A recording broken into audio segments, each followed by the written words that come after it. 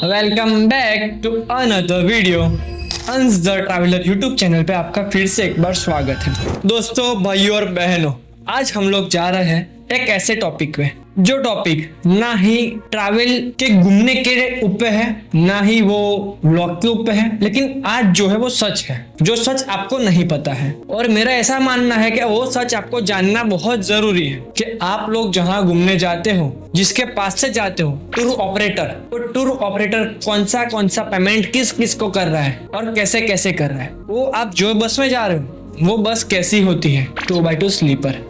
Sleeper आपको comfort के साथ, प्राइवेसी के साथ सेफ्टी देती है, लेकिन गवर्नमेंट ऑफ इंडिया उनका ऐसा मानना है कि स्लीपर 2x2 बस जो है वो सेफ्टी वाइज लो है, यानी 2x2 स्लीपर कोच बस को बंद कीजिए।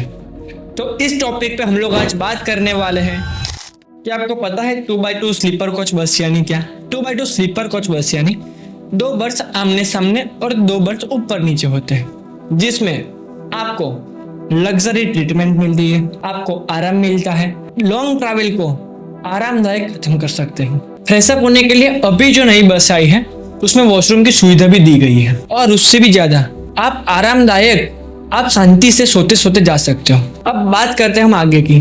तो टूरिस्ट जो बस है, हम लोग सब इंडिया में सब मिडिल क्लास लोग हैं, लेकिन हम सब ट्रैवल के लिए एरोप्लेन या फ्लाइट का अफोर्ड नहीं कर सकते। हमने उसके लिए टूरिस्ट जो एजेंट होते हैं उन्होंने स्लीपर कोच बस का यूज करना शुरू किया है, क्योंकि आपके आराम में सही से आपकी यात्रा खत्म हो और आपकी यात्रा के साथ में आपको ना ही ज्यादा खर्चा आए और आप कम से कम खर्चे में जा सको बहुत सारी जगह पे। यानी हम लोग इनडायरेक्टली प्रमोट कर रहे हैं टूरिज्म को, जो हम एक स्टेट से दूसरे स्टेट में ले जा रहे हैं, वहाँ के दर्शन करवा रहे हैं, वहाँ का साइट सीइंग करवा रहे हैं, वहाँ के लोगों को रोजगार दे रहे हैं। लेकिन गवर्नमेंट को ये सब बात हजम नहीं होती, ऐसा लगता है। तो जो भी मेन स्टेट है जहाँ स्लीपर कोच बस ज्यादा ही चलती है उसमें आता है गुजरात, महाराष्ट्र, उसके बाद एमपी, तमिलनाडु जैसे बहुत सारे स्टेट्स है।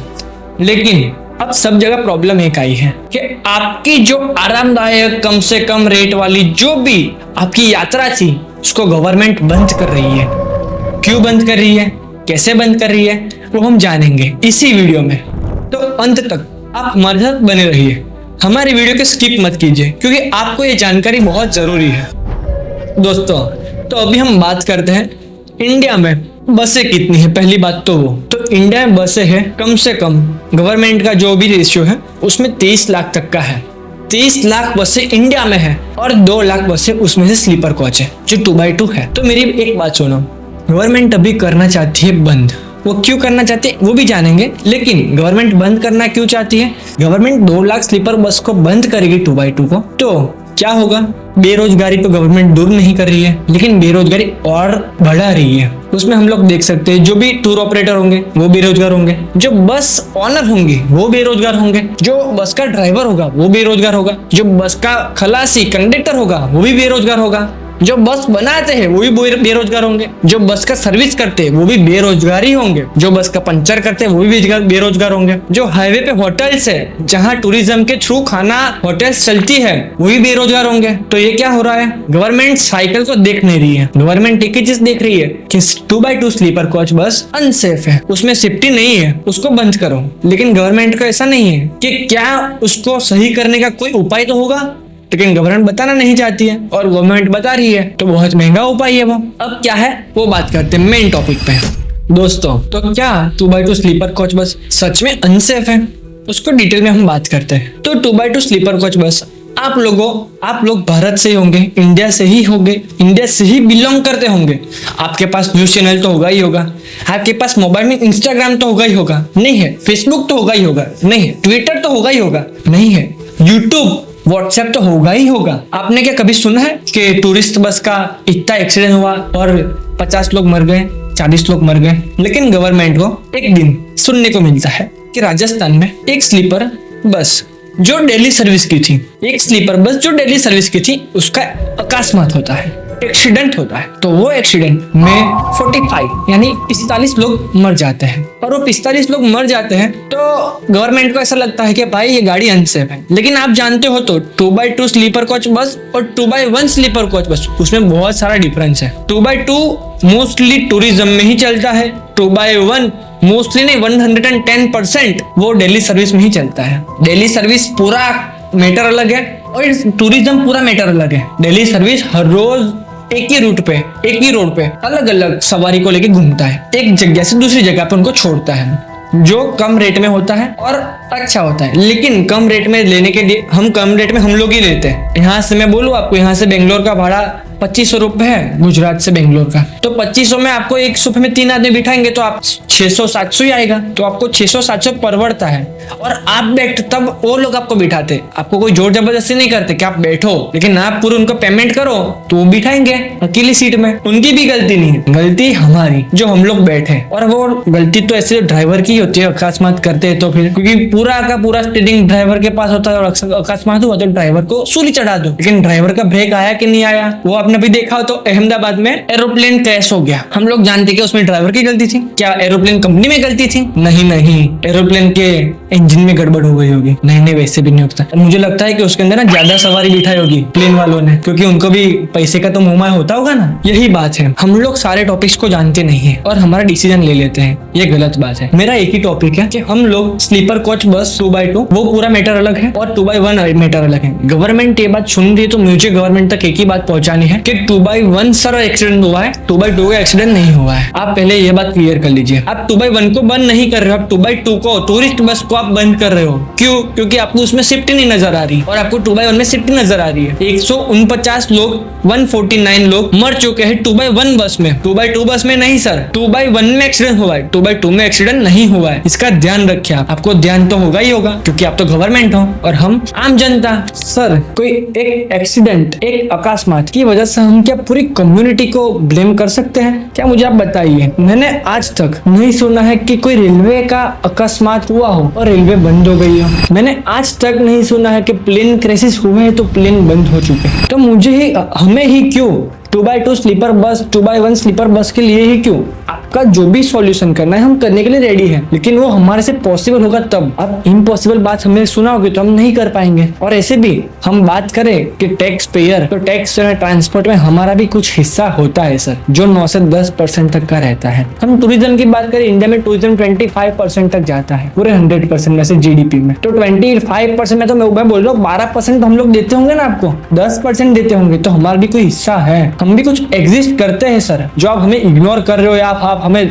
अनदेखा कर रहे हो, हमें वो पता नहीं चल रहा। आप बात करो टैक्स की, आप बोल रहे हो गुजरात में पार्किंग करवाओ, गुजरात की गाड़ियां करवाते हैं। गुजरात में हर महीने दूसरे स्टेट के हिसाब से हमें 4 गुना ज्यादा टैक्स देना पड़ रहा है। यानी हमारी एक्स अमाउंट होती है, मैं गिना लेता हूँ, 50,000 पकड़ के चलो, 50,000 हमें गुजरात का 2x2 का टैक्स देना पड़ता है। और एमपी में देखे तो वो टैक्स सिर्फ 10,000 रुपया है, 9,900। तो 5 गुना ज्यादा हुआ सर पैसा। वो पैसा 5 गुना ज्यादा हम लोग फिर जाएंगे ना एमपी पार्सिंग के लिए, क्यों नहीं जाएंगे? हमें जहां सस्ता पड़ेगा हम वहीं जाएंगे। आप भी वहां जहां सस्ता होता है आप उसे ही देते हो। रोड की बात करें, जो भी जिसका टेंडर कम हो आप उसे देते हो। तभी तो जो रोड बन रहे हैं वो ऐसे ऐसे बन रहे हैं जो स्विमिंग पूल की तरह लग रहे हैं। हम पानी में चल रहे हैं, गाड़ी में, हवा में, गाड़ी जाती है और हवा में उड़ के कहीं और चली जाती है, रोड के बाहर चली जाती है। क्यों? कुछ नहीं होता, वो तो रोड है, उसने ज्यादा स्पीड कर ली होगी, ओवर स्पीड कर ली होगी। आप 120 पे गाड़ी चला सकते हो, लेकिन कोई नागरिक 120 पे नहीं चला सकता। ऐसा सब आप अनदेखे हमको कर रहे हो। रही टैक्स की बात, तो टैक्स की बात करें तो हम लोग गुजरात में है एग्जाम्पल की तरह एक्स अमाउंट लेते हैं 50,000, वो एमपी में 9,999 रुपए, 9,900 रुपए है। तो जो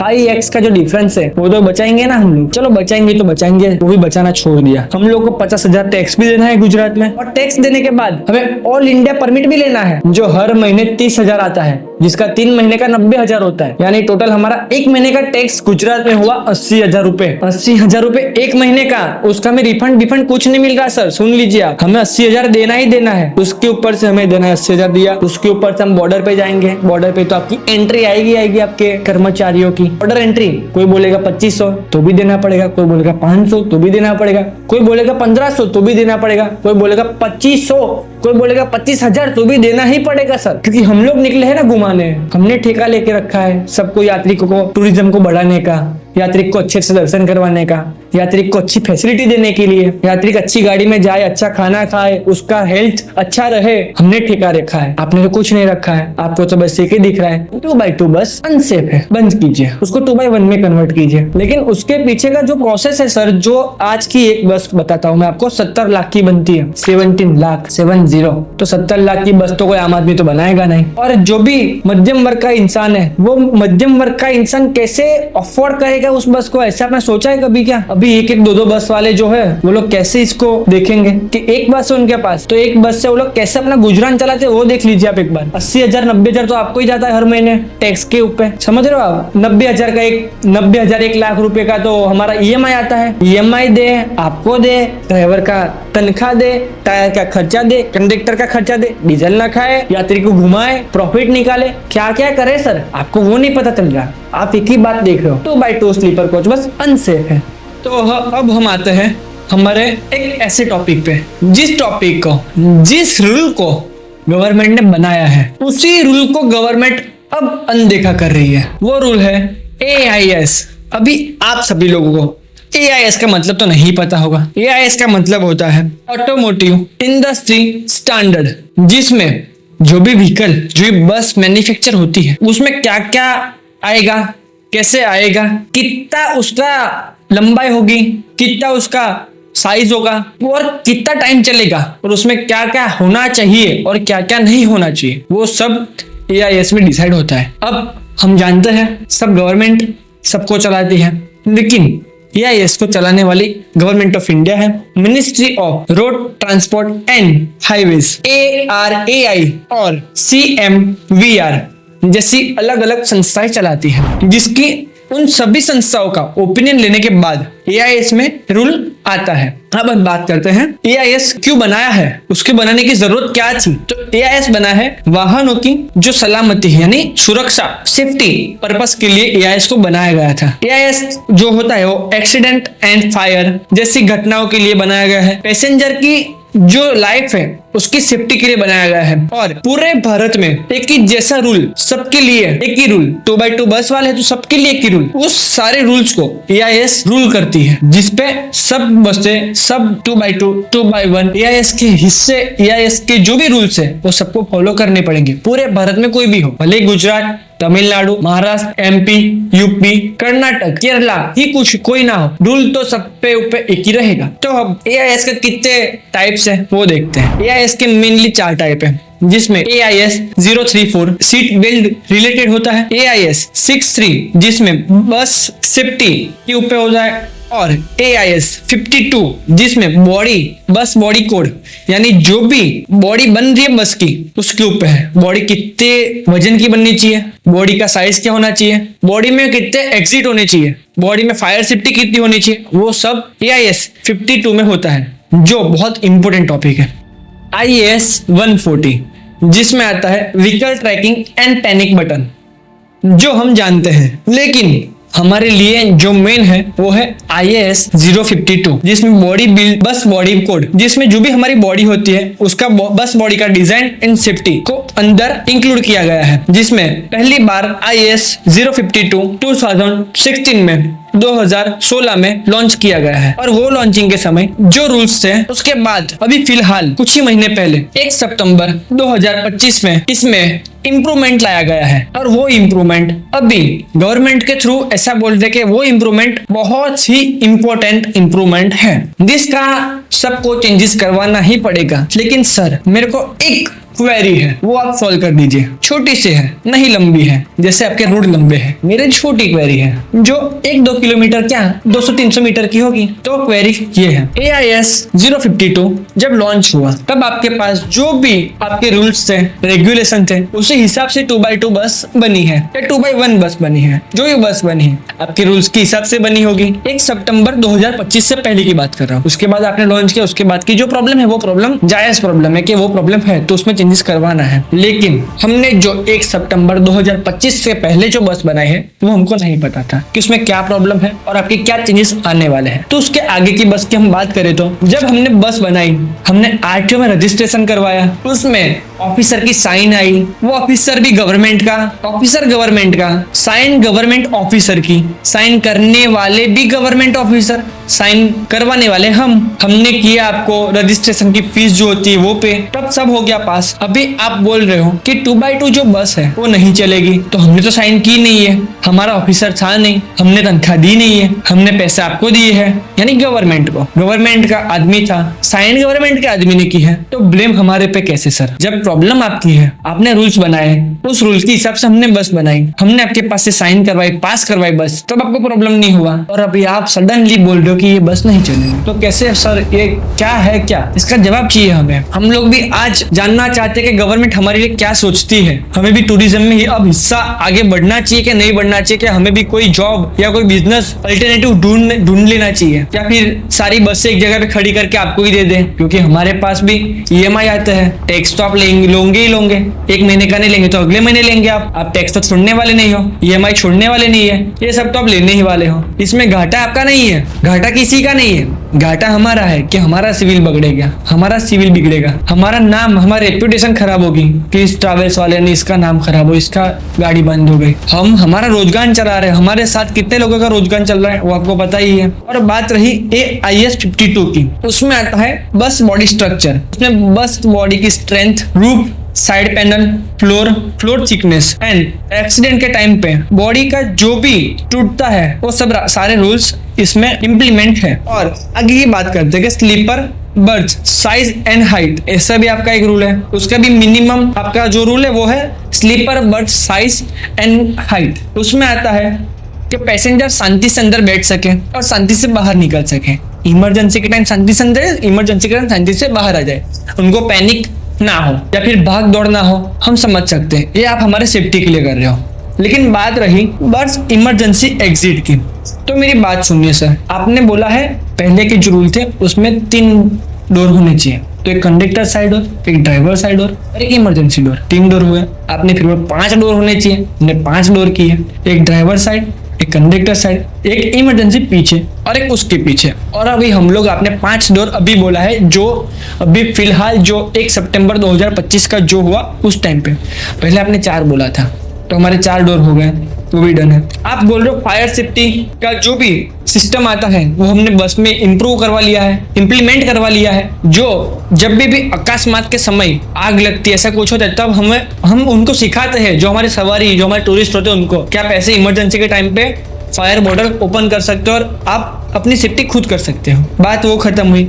आप बोल रहे हो लाइटिंग और इलेक्ट्रिकल सेफ्टी, जिसमें emergency light, exit sign lights and proper cable routine, उसमें शॉर्ट सर्किट प्रिवेंशन, आप जो बोल रहे हो हमें वो सब भी डन है, हमें आपकी कोई गलती नहीं है। लेकिन गलती एक है कि आपने क्या बोला है हमें कि जो फायर सेफ्टी है उसकी वजह से जो गाड़ियां जली है उसकी वजह से अब जो बॉडी बिल्डर होंगे उन्हें लाइसेंस नहीं मिलेगा। हम किसी एक टॉपिक की बात नहीं कर रहे सर, हम सबका पॉइंट ऑफ व्यू लेके आपसे बात कर रहे हैं, मैं सबका ओपिनियन, सबका पॉइंट ऑफ व्यू लेके मैं आपके साथ बात कर रहा हूँ। तो हमारी बात रही बॉडी बिल्डिंग की, बस बॉडी बिल्डिंग की, जो बस बॉडी बिल्डिंग हो रही है, आपने भी बोल दिया हमारे को, जो IAS 52 नया आपकी 1 सितंबर को जो लॉन्च किया है आपने 2025 में, कि जो भी बस बनेगी वो सारी बस अब लोकल बॉडी बिल्डर से नहीं बनेगी। तो मुझे एक बात बताइए, लोकल बॉडी बिल्डर आपसे सर्टिफिकेट तो ले रहा है, आपके पास से कोड तो ले रहा है, आपने भी उसको कोड दिया है, आपने जांच पड़ताल तो की होगी ना सर, हमारे अंदर तो नहीं की होगी, हम समझ सकते हैं कि आप तो नहीं थे तब, आपके गवर्नमेंट के कर्मचारी भी नहीं थे, साइन तो ऐसे भगवान आके कर गए हमारी।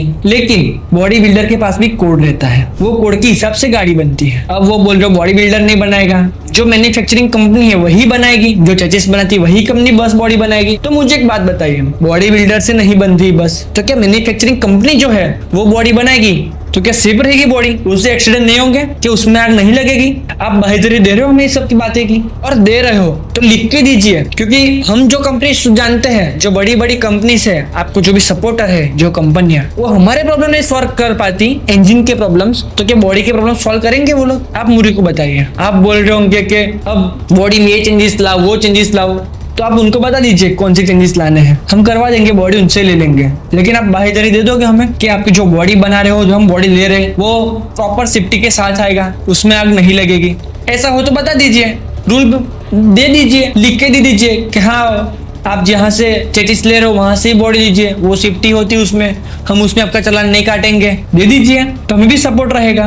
तो AIS 052 स्लीपर कोच बस के लिए इतना इंपॉर्टेंट क्यों है? तो आप लोग जानते हो स्लीपर कोच बस में सब सवारी सोते सोते जाती है, उसमें सेफ्टी होती है, लेकिन उसमें 48 पैसेंजर का रजिस्ट्रेशन होता है। पूरी बस में 48 सीट का रजिस्ट्रेशन होता है, +2 ड्राइवर एंड कंडक्टर, यानी 50। उस 50 बस की गाड़ी में, 50 सवारी की गाड़ी में स्लीपर है, यानी सोते सोते जाएंगे, उसमें इमरजेंसी रिस्पॉन्स स्लो होता है, सरकार का ऐसा मानना है, AIS 052 का ऐसा मानना है। फायर एंड एक्सीडेंट का रिस्क ज्यादा है, यानी आप एक टाइप से देख सकते हो तो AIS 052 वो लाइफ सेविंग कोड की तरह काम करता है। अब हम बात करते हैं कि AIS 052 कोई फॉलो नहीं करेगा तो क्या होगा? तो RTO फिटनेस फेल हो जाएगा, परमिट सस्पेंड हो जाएगा, उनको हेवी फाइन लगेगा और बस स्टॉप करेंगे, बस यानी रोकेंगे, यानी कोई बॉर्डर क्रॉस नहीं करने देंगे, कोई शहर क्रॉस नहीं करने देंगे,